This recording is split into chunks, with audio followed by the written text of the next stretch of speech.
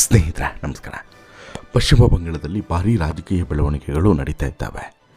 ಮಮತಾ ಬ್ಯಾನರ್ಜಿ ಅವರು ನಮ್ಮ ತಾಯಿ ಇದ್ದಾಗೆ. ಮಮತಾ ಬ್ಯಾನರ್ಜಿ ಅವರು ಮುಂದಿನ ಮುಖ್ಯಮಂತ್ರಿಗಳಾಗಬೇಕು, ಪ್ರಧಾನಿಗಳಾಗಬೇಕು ಅಂತೇಳಿ ಹೇಳಿ ಬಕೆಟನ್ನು ಹಿಡಿತಿದ್ದಂತಹ ರಾಜಕಾರಣಿಗಳು ಇವತ್ತು ತಮ್ಮ ಮಾತುಗಳನ್ನು ಬದಲಾಯಿಸ್ತಾ ಇದ್ದಾರೆ. ರಾಜಕಾರಣಿಗಳು ಅಂದ್ರೇ ಹಾಗೆ ಬಣ್ಣ ಬದಲಾಯಿಸುವಂಥ ಊಸರವಳ್ಳಿಗಳ ಥರ. ರಾತ್ರಿ ಕಳೆದು ಬೆಳಗಾಗೋದ್ರೊಳಗೆ ಏನು ಬೇಕಾದರೂ ಆಗಿರುತ್ತೆ ಅವರ ಸಿದ್ಧಾಂತಗಳಲ್ಲಿ, ಅವರ ಈ ರಾಜಕೀಯ ಒಂದಷ್ಟು ವಿಚಾರಗಳಲ್ಲಿ. ಇದೇ ರೀತಿ ತಮ್ಮ ಸಿದ್ಧಾಂತಗಳನ್ನು ಮರೆತು ದೀದಿಯೇ ಮುಂದಿನ ಪ್ರಧಾನಿ ಅಂತ ಹೇಳಿಬಿಟ್ಟು ಹೇಳಿದಂತಹ ಜನರು ಇವತ್ತು NDAಗೆ ಬಕೆಟನ್ನು ಹಿಡಿತಾ ಇದ್ದಾರೆ ಅಂತ ಹೇಳಿದ್ರೆ ಬಹುಶಃ ನೀವೇ ಆಲೋಚನೆ ಮಾಡಿ ಯಾವ ರೀತಿ ಪಶ್ಚಿಮ ಬಂಗಾಳದಲ್ಲಿ ಪರಿಸ್ಥಿತಿ ಬದಲಾಗ್ತಿದೆ ಅಂಥೇಳಿ. ಒಂದು.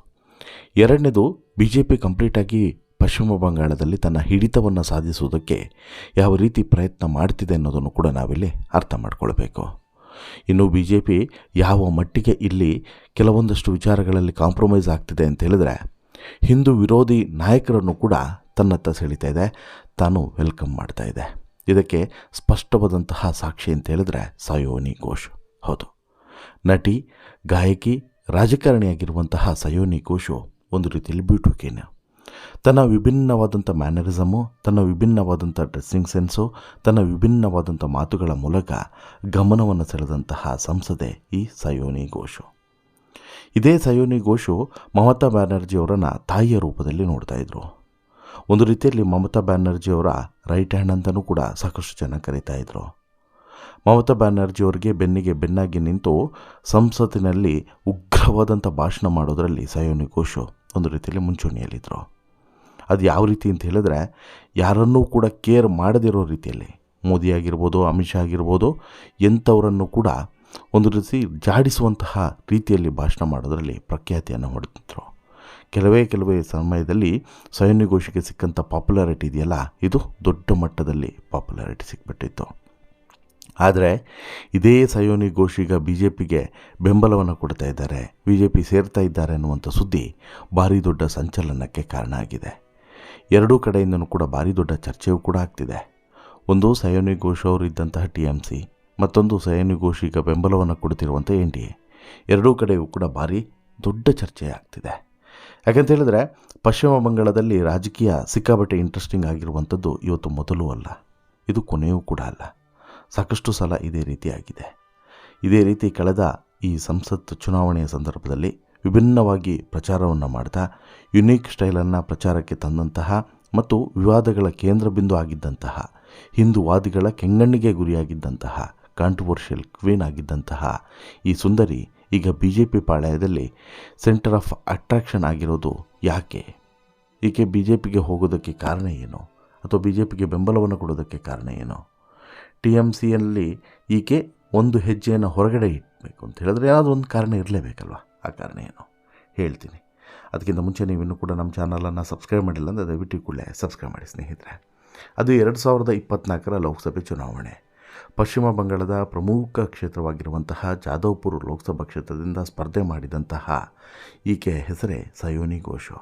ಈಕೆ ಮೂಲತಃ ಗಾಯಕಿ, ಜೊತೆಗೆ ಚಲನಚಿತ್ರ ನಟಿ, ವೆಬ್ ಸೀರೀಸ್ಗಳಲ್ಲೂ ಕೂಡ ನಟಿಸಿರುವಂಥ ನಟಿ. ಈಕೆ ಸ್ಪರ್ಧೆ ಮಾಡಿದಂತಹ ಚುನಾವಣೆಯಲ್ಲಿ ಬರೋಬ್ಬರಿ 1,00,000ಕ್ಕೂ ಅಧಿಕ ಮತಗಳ ಅಂತರದಿಂದ ಗೆದ್ದು 18ನೇ ಲೋಕಸಭೆಗೆ ಸಂಸದರಾಗಿ ಆಯ್ಕೆ ಆಗ್ತಾಳೆ. ಆಯ್ಕೆ ಆದ ನಂತರ ಈ ಸಂಸತ್ನಲ್ಲಿ ಭಾಷಣ ಮಾಡುವಂಥ ಸಂದರ್ಭದಲ್ಲಿ ವಿಭಿನ್ನವಾಗಿ ಭಾಷಣವನ್ನು ಮಾಡ್ತಾ BJPಯ ನೀತಿಗಳನ್ನು, BJPಯ ಸ್ಕೀಮ್ಗಳನ್ನು, ಪಾಲಿಸಿಗಳನ್ನು ತುಂಬ ವಿಶೇಷವಾಗಿ ವಿಭಿನ್ನವಾಗಿ ವಿರೋಧಿಸೋದರಲ್ಲಿ ಈಕೆ ಎತ್ತಿದ ಕೈ. ತನ್ನದೇ ರೀತಿಯಲ್ಲಿ ಡಿಫ್ರೆಂಟಾಗಿ ಲೋಕಸಭೆಯಲ್ಲಿ ಮಾತನಾಡ್ತಾ ಈ ಮಾತುಗಳು ಇಡೀ ದೇಶದಾದ್ಯಂತ ವೈರಲ್ ಆಗಬೇಕು ಆ ರೀತಿ ಮಾಡ್ತಾ ವಿಭಿನ್ನವಾಗಿ ಶಾಯರಿಗಳನ್ನು ಪ್ರಸ್ತುತಪಡಿಸ್ತಾ ಕೇಂದ್ರ ಸರ್ಕಾರಕ್ಕೆ ಚಾಟಿ ಏಟನ್ನು ಕೊಡ್ತಾ ಇದ್ದಂತಹ ಇದೇ ಸಯೋನಿ ಘೋಷು ಇವತ್ತು ಬಣ್ಣ ಬದಲಾಯಿಸಿದ್ದಾರೆ. ಅವತ್ತಿಗೆ ಕಟ್ಟರ TMCಯ ರಾಜಕಾರಣಿಯಾಗಿ ಗುರುತಿಸಿಕೊಂಡಿದ್ದಂಥ ಈಕೆ ತಾನು ಮಮತಾ ಬ್ಯಾನರ್ಜಿಯವರ ಮಗಳು ಅನ್ನೋ ರೀತಿಯಲ್ಲಿ ಬಿಂಬಿಸ್ಕೊಳ್ತಾ ಇದ್ದರು. ಮಮತಾ ಒಬ್ಬರೇ ಇಡೀ ದೇಶದ ರಾಜಕಾರಣದಲ್ಲಿ ತನಗೆ ಗಾಡ್ ಮದರ್ ಅನ್ನೋ ರೀತಿಯಲ್ಲಿ ಬಿಂಬಿಸ್ಕೊಂಡಿದ್ರು. ಆದರೆ ಇವತ್ತಿಗೆ ಎಲ್ಲವೂ ಕೂಡ ಉಲ್ಟಾ ಪಲ್ಟಾ ಆಗಿದೆ. BJPಗೆ ಮಂಡಿಯೂರಿರುವಂಥ ಈಕೆ NDA ಒಕ್ಕೂಟವನ್ನು ಸೇರ್ತಾ ಇರುವಂಥದ್ದು ಅಚ್ಚರಿಗೆ ಕಾರಣ ಆಗಿದೆ. ಇನ್ನು ಈಕೆ ಮೈಮೇಲೆ ಎಳೆದುಕೊಂಡಿದ್ದಂತಹ ಒಂದು ವಿವಾದ ರಾಷ್ಟ್ರದಾದ್ಯಂತ ಭಾರಿ ದೊಡ್ಡ ಚರ್ಚೆಗೆ ಗ್ರಾಸವಾಗಿತ್ತು.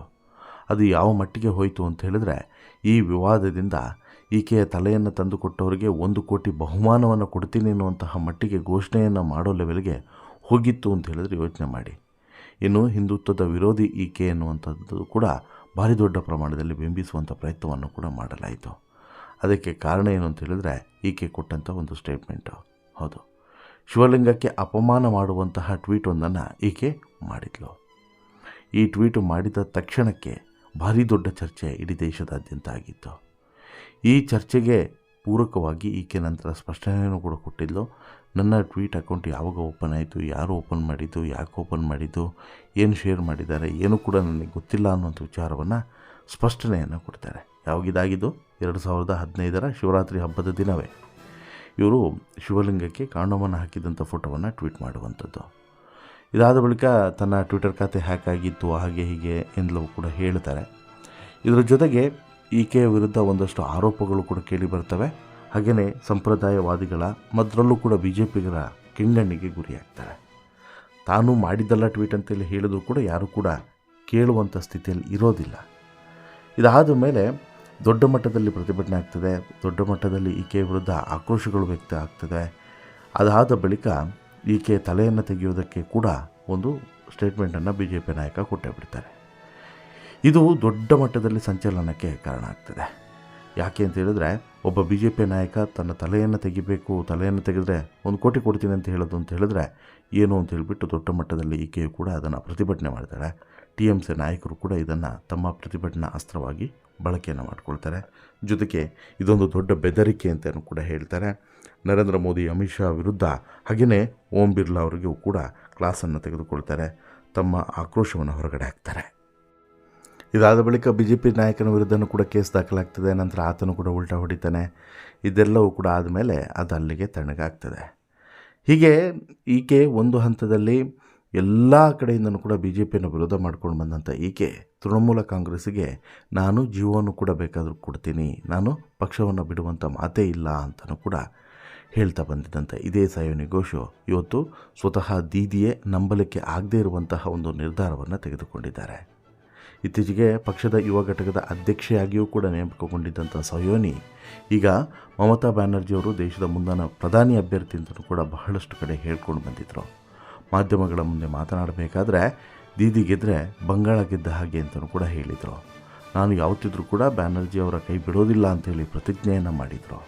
ಆದರೆ ಈಗ ಬದಲಾದಂಥ ಸನ್ನಿವೇಶದಲ್ಲಿ ಮಮತಾ ಬ್ಯಾನರ್ಜಿ ಇಂಡಿಯಾ ಒಕ್ಕೂಟದ ಜೊತೆಗೆ ಮೀಟಿಂಗನ್ನು ಮಾಡ್ತಾಯಿದ್ರೆ ಇಲ್ಲಿ ಈಕೆ NDA ಜೊತೆಗೆ ಐಸ್ ಕ್ರೀಮನ್ನು ಶೇರ್ ಮಾಡ್ಕೊಳ್ತಾ ಇದ್ದಾರೆ.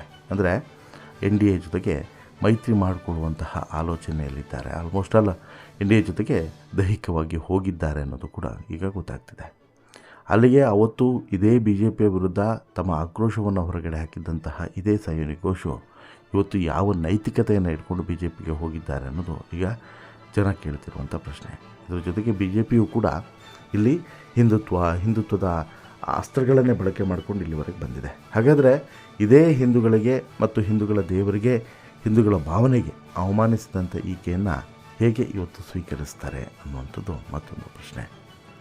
ಇನ್ನು ಸಾಕಷ್ಟು ವಿವಾದಗಳನ್ನು ಮೈಮೇಲೆ ಎಳ್ಕೊಂಡಂಥ ಈಕೆಯನ್ನು ಈಗ BJP ಸ್ವಾಗತಿಸುತ್ತೆ ಅಂತಾದರೆ ಹಾಗಾದರೆ ಅಧಿಕಾರಕ್ಕಾಗಿ ಏನು ಬೇಕಾದರೂ BJP ಮಾಡುತ್ತಾ ಅನ್ನುವಂಥ ಪ್ರಶ್ನೆಯನ್ನು ಕೂಡ ಈಗ ಕೇಳ್ತಾ ಇದ್ದಾರೆ. ಇನ್ನು ಈ ಸಯೋನಿ ಘೋಷ್ ಬರುವಂಥ ವಿಚಾರ, BJPಗೆ ಬರುವಂಥ ವಿಚಾರ ಸಹಜವಾಗಿ ಕೇವಲ ಪಶ್ಚಿಮ ಬಂಗಾಳದಲ್ಲಿ ಮಾತ್ರವಲ್ಲ, ಇಡೀ ದೇಶದಾದ್ಯಂತ ಭಾರಿ ದೊಡ್ಡ ಚರ್ಚೆಗೂ ಕೂಡ ಕಾರಣ ಆಗಿದೆ. ಸದ್ಯಕ್ಕೆ ಹೀಗೆ ಹೇಳ್ತಿರುವಂಥದ್ದು ಇಲ್ಲ, ಆ ರೀತಿ ಏನೂ ಇಲ್ಲ, ಇದೆಲ್ಲದೂ ಕೂಡ ರೂಮರ್ಸ್ ಅಂತೇಳಿ. ಬಟ್ಟು ರಾಜಕೀಯ ಸುದ್ದಿಯ ಮೂಲಗಳೇ ಹಾಗೆ, ಯಾವುದೂ ಕೂಡ ತಕ್ಷಣಕ್ಕೆ ಹೊರಗಡೆ ಬರೋದಿಲ್ಲ. ಬರೋಷ್ಟೊತ್ತಿಗೆ ಎಲ್ಲದೂ ಕೂಡ ಮುಗಿದು ಹೋಗಿರುತ್ತೆ ಅನ್ನೋದು ಕೂಡ ಸತ್ಯ. ಒಟ್ಟಿನಲ್ಲಿ ಸಯೋನಿ ಘೋಷ್ ನಿರ್ಧಾರ ಇದೆಯಲ್ಲ, ಇದು ರಾಜ್ಯ ರಾಜಕೀಯದಲ್ಲಿ, ಪಶ್ಚಿಮ ಬಂಗಾಳದ ರಾಜ್ಯ ರಾಜಕೀಯದಲ್ಲಿ ಮಾತ್ರವಲ್ಲದೆ ದೇಶ ಮಟ್ಟದ ರಾಜಕೀಯದಲ್ಲೂ ಕೂಡ ಈಗ ಭಾರಿ ದೊಡ್ಡ ಸಂಚಲನಕ್ಕೆ ಕಾರಣ ಆಗಿದೆ. ಇದು ಬಹುಶಃ ಸಯೋನಿ ಘೋಷ್ ತನ್ನ ತಲೆಯ ಮೇಲೆ ತಾನೇ ಚಪ್ಪಟಿ ಕಲ್ಲನ್ನು ಹೇಳ್ಕೊಂಡಂಗೆ ಆಗುತ್ತಾ, ಮುಂದಿನ ಚುನಾವಣೆಯಲ್ಲಿ ಎಲ್ಲವೂ ಕೂಡ ಉಲ್ಟಾಪಲ್ಟಾಗುತ್ತಾ, ಅಥವಾ ಒಳ್ಳೆಯ ಬೆಂಬಲವೇ ಸಿಗುತ್ತಾ, ಕಾದು ನೋಡಬೇಕು. ನಿಮ್ಮ ಅಭಿಪ್ರಾಯ ಏನು ಸಯೋನಿ ಘೋಷ್ ಬಗ್ಗೆ ಮತ್ತು BJP ಸಯೋನಿ ಘೋಷ್ ಬೆಂಬಲವನ್ನು ಸ್ವೀಕರಿಸಿರುತ್ತಿರೋ ಬಗ್ಗೆ ನಿಮ್ಮ ಅಭಿಪ್ರಾಯವನ್ನು ಕಮೆಂಟ್ ಮಾಡಿ ತಿಳಿಸಿ. ಜೊತೆಗೆ ಈ ಶೋ ಇಷ್ಟ ಆಯಿತು ಅಂತ ಹೇಳಿದ್ರೆ ಲೈಕ್ ಮಾಡಿ, ಶೇರ್ ಮಾಡಿ, ಚಾನಲ್ಗೆ ಸಬ್ಸ್ಕ್ರೈಬ್ ಆಗೋದನ್ನು ಮರಿಬೇಡಿ. ಧನ್ಯವಾದ.